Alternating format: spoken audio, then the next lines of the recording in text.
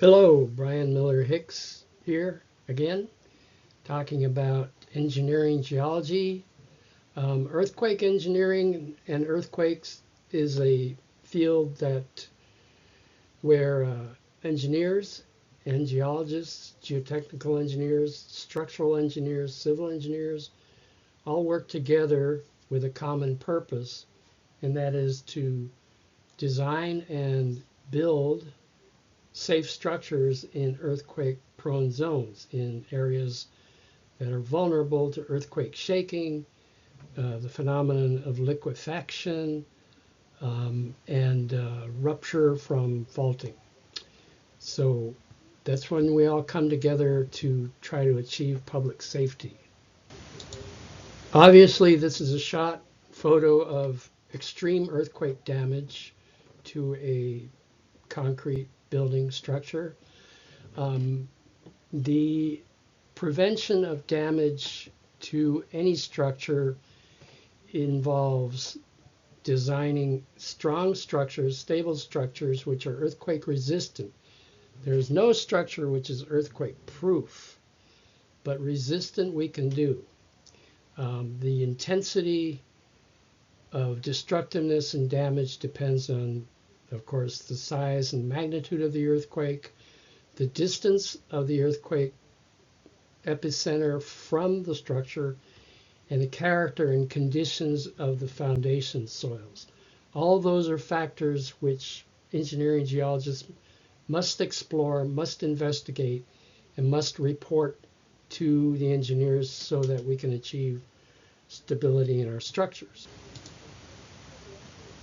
So let's talk about earthquake hazards. As I've already mentioned, earthquake hazards include ground shaking, include liquefaction and the loss of strength due to liquefaction,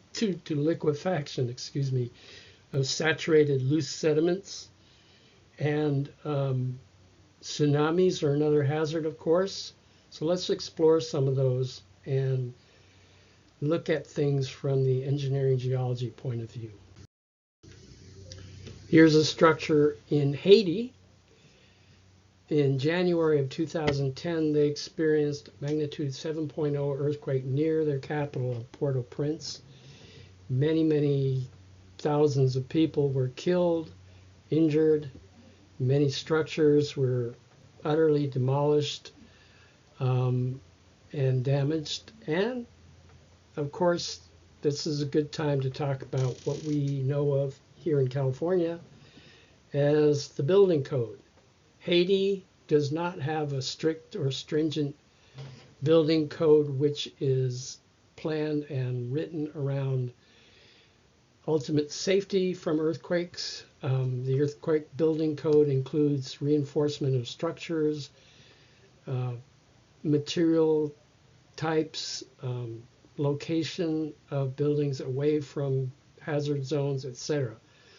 So because of this, because of the lack of building code, structures in countries like Haiti and others suffer more damage than should be suffered if they would just institute a building code. Of course, Haiti being a quite impoverished country, that's hard to achieve.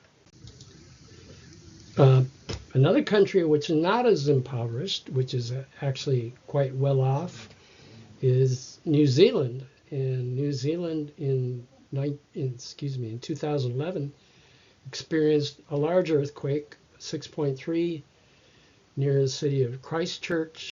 And as you can see, this building is pretty well taken care of, pretty well demolished, totaled, as you would say. So again, the damage is not confined only to impoverished third world, if you will, type areas. This is a famous photo of the effects of the phenomenon of liquefaction from a large earthquake in Japan, Niigata, Japan, in 1964. 7.5 magnitude earthquake, which is very powerful. In this case, these buildings tilted over due to the phenomenon of liquefaction. Basically, If you have loose, fine, sandy, saturated sediments at a shallow depth, typically less than 40 to 50 feet below ground surface, when those earthquake waves hit, they cause the soils, saturated soils, to sort of disaggregate, increase in pore pressure as water gets in between the voids between grains, increases the volume and weakens the strength of these soils, and as a result, you can get massive settlement of the upper superficial soils and failure of the ground underneath structures. Now, I'm not going to get into any detail on the tectonic basis for earthquakes. That's covered in another PowerPoint that I did earlier. I'm going to concentrate during this PowerPoint narrative on the relationship of engineering geology in planning and investigating for better designs in earthquake-prone areas. So the large tectonic reasons, I'm not going to cover those in this particular segment. Okay. Here's another phenomenon that can happen during a large earthquake: release of energy and liquefaction. These are so-called mud geysers that were created during ground shaking of the 1989 Loma Prieta earthquake, otherwise known as the World Series earthquake near San Francisco. What you're seeing here is, again, the liquefaction of loose, saturated, sandy sediments at some depth below ground surface, which can cause fracturing of the upper soils, and the sand, liquefied sand, can actually shoot up along these fractures to the surface and come out as a wet slurry of sand and mud to form these volcano-like structures. Of course, they're not volcanoes. There's nothing volcanic about them. They're a seismic phenomenon. So water, loose sands, and earthquake shaking are the recipe. Ground rupture is obviously a hazard which everybody would like to avoid. You can avoid ground rupture from happening under your structure or house if you go out and map previous to any earthquakes happening. If you go out and map and locate the actual locations of known earthquake faults. On Easter Sunday 2010, the Mexicali earthquake occurred. This was an earthquake of magnitude, Richter magnitude 7.0 or so, which is, again, is quite powerful. And this is an actual, let me get the pointer up here. This is an actual ground rupture along the trend of the fault which failed, which ruptured and generated the earthquake. So you're seeing a fault scarp here, which is, I think, maybe 10 plus feet in height. So this part sunk down somewhat vertically, and the ground on either side of the fault shifted. This is a right lateral fault, so this part shifted to the right, to the in this direction, and this part shifted in this direction.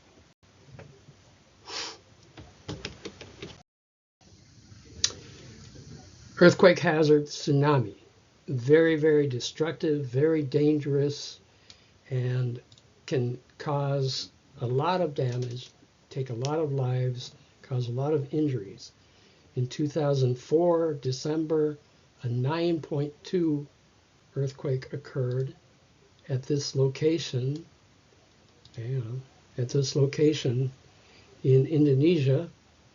Here's Sumatra, Indonesia generally.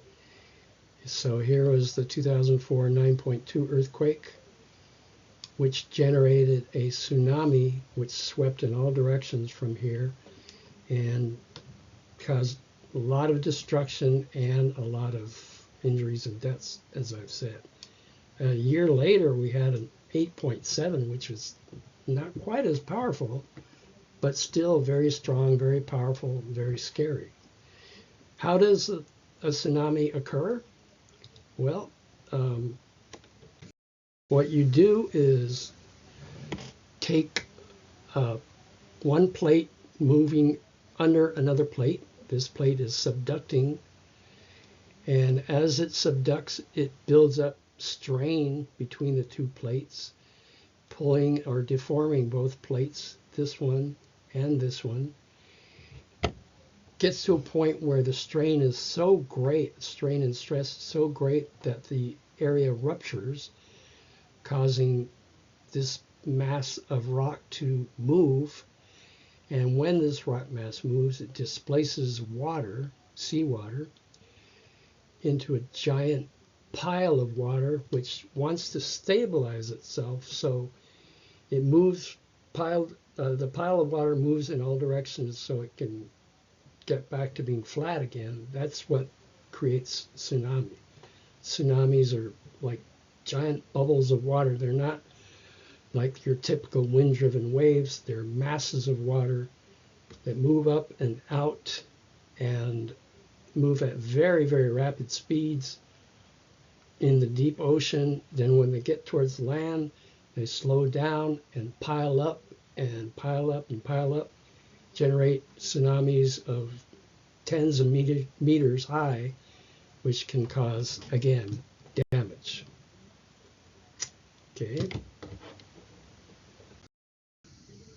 Here's a 2004 tsunami advancing to shore, hitting this resort. Many people did not feel the earthquake. They weren't prepared for the tsunami hitting them. So it's a dangerous situation, as you can imagine. Then in 2011, some 6 years later, 6 or 7 years later, we had a giant earthquake occur off the eastern coast of Japan, the 2011 Tohoku earthquake, which generated, again, giant tsunami. Not just, these tsunami just do not occur in just one wave. There's often a series of tsunami waves coming in, generated by the seismic energy created by the earthquake. So as you can see here, there was a seawall here, which became overwhelmed by the surging tsunami, sweeping everything before it. And I believe, if I'm correct, that this part of the seashore actually dropped in elevation. So where the seawall was, I'm not sure how high it was, maybe 30 feet in height. When this part of the coast dropped down, so did the elevation of the seawall. Therefore, it wasn't high enough to handle the incoming tsunami. So 10 years later, we have a reconstructed higher seawall, as you can see here. It's one measure you can take to mitigate the hazard of another large earthquake generating another large series of tsunami waves. So the engineering geologist comes in and helps the structural engineer, the civil engineer, the design engineers evaluate a site for its vulnerability to seismicity. That's what's meant by site seismic evaluation. Here's a cartoon which shows some of the factors which go into an analysis. So starting here, we identify where the earthquake occurred, what's its location, what's the geometry, is it a strike-slip fault, is it a normal fault going up and down, strike-slip fault going horizontally, the mechanism. Then we go to try to figure out its occurrence frequency. Let's say this is a known fault. By trenching across a known fault, we can actually measure the amount of slip over time. Let's say there's two beds that are separated by 2 feet, as we observe that in a trench. That doesn't mean the 2 feet occurred in one earthquake. It could have been many slips over many centuries of movement. So that kind of data can sometimes be collected by going in, trenching across a fault and looking at features.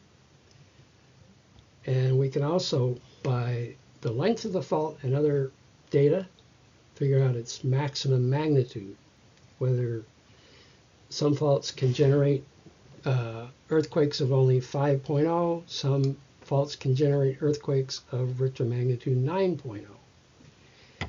Okay, then we go to development time histories. Look at this is quite technical. Spectral matching has to do with the how the waves come in and what they mean on the spectrum of seismic energy. I'm sorry, I skipped these two. GMPE, we look at a ground motion prediction equation. So we look at data worldwide, we look at strong motion data. In other words, there's a lot of data that's been collected from historic earthquakes through the years and from seismographs located at various points around the world. We can then calculate the hazard at a specific spot. Let's say your project is located here, so we can calculate the hazard. We can calculate how often a large earthquake may occur. That's what's meant by return period. PSHA means probabilistic seismic hazard. DSHA is a deterministic seismic hazard analysis. I'm not going to get into the equations and the details on that. I'm just trying to take you through the process. Peak ground acceleration is, or PGA, is the expressed in terms of gravity units as to how much, what the strongest earthquake on a particular fault can generate in terms of ground movement, ground acceleration, in terms of units of gravity, as I've said. 1.0 is 1 unit of gravity. 0.5 is half a unit of gravity. That enters into the analysis that's used to design structures as well. So I talked about 2 here. Let's talk about 3. This is more data, sophisticated data that goes into your analysis. Not going to get into detail here. You can look a lot of this stuff up if you want to. And finally, how does the earthquake affect buildings? How do seismic waves, how does seismic energy from a generated earthquake affect buildings? That's built into the design of a structure. We talk about what kind of soil it's on, other factors. Again, pretty sophisticated, pretty exhaustive analysis that goes into these. Here's a map that's a section of the seismic hazard map for the city of San Diego. Simply shows location of known mapped faults. Here's the Rose Canyon fault, which is known as an active fault, meaning it's failed within the last 11,000 years. So these are handy for land use planning, for planning subdivisions, construction, where you want to build your house. If you wanted to build your house on top of the Rose Canyon fault here, you would need to get an engineering geologist and geotechnical engineer to determine whether the fault trace actually runs under your proposed house location, which means trenching in the ground to see if that's the case. Okay.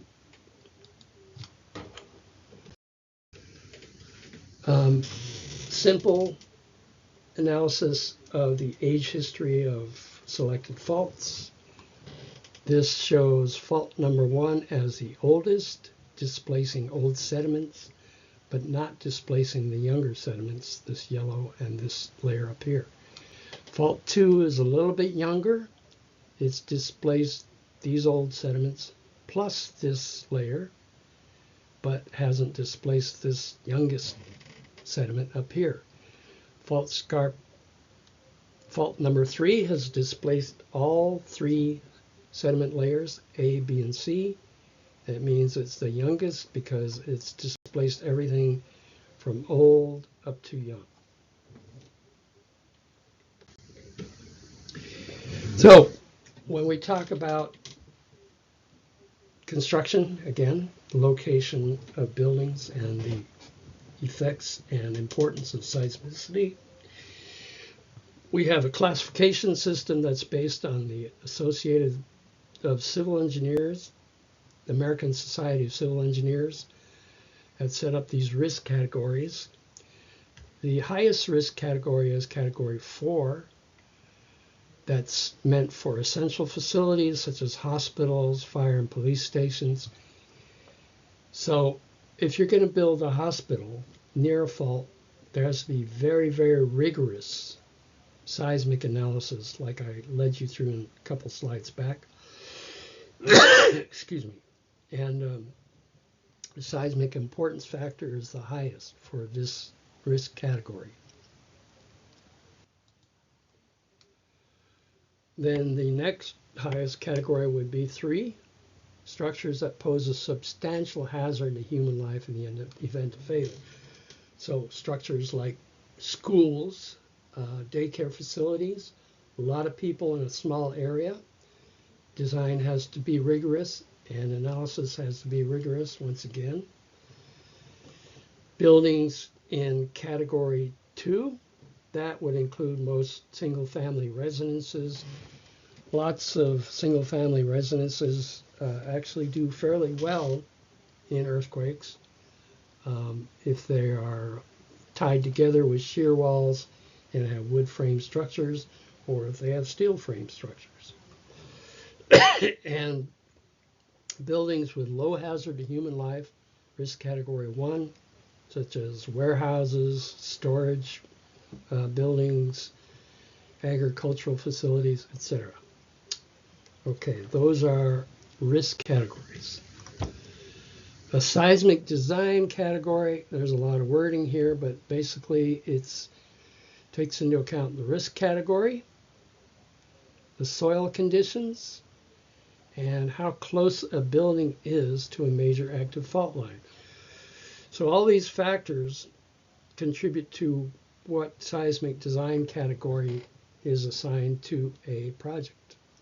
Classification assigned to a structure based on risk and severity of ground motion. Okay, that's enough of that.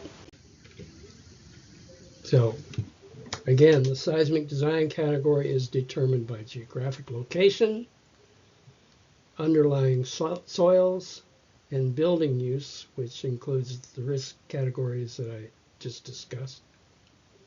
Okay, you'll see that California has high seismicity, so seismic design categories will be high. Coastal South Carolina is another area, and the Mississippi Basin, based on the 1814-1815 New Madrid earthquake, which was quite powerful and quite damaging. So let me go back.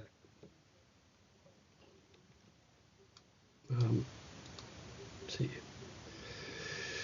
Seismic design categories go from A to F. I'm not going to go into detail with this table.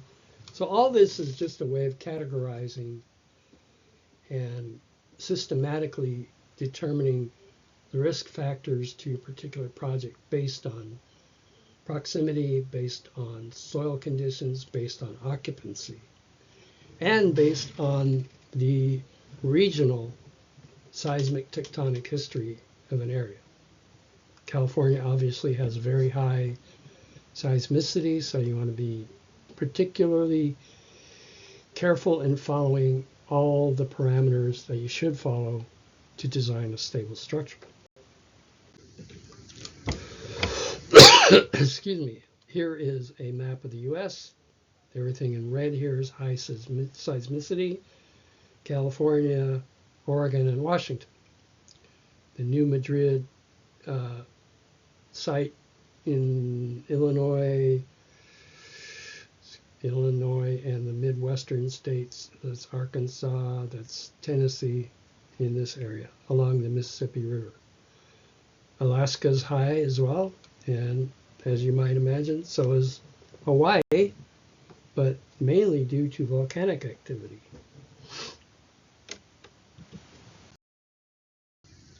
So, if you're a homeowner, can you be safe in your house? Yeah, you can.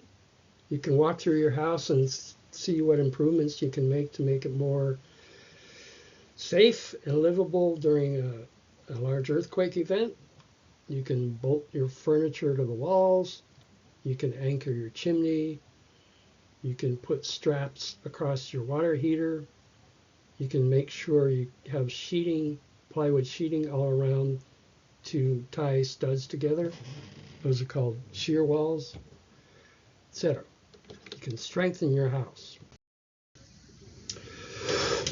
For larger structures, such as skyscrapers, these can wiggle and move during earthquake-generated seismic waves. So a tall building can move one way and another way, kind of wiggle its way around as the earthquake is happening. You can take some of that out by putting the structure on isolation pads or ball bearing type structures, and these methods have been pioneered in Japan, for example. So for more information, you can go to all these websites. This is the usgs.gov,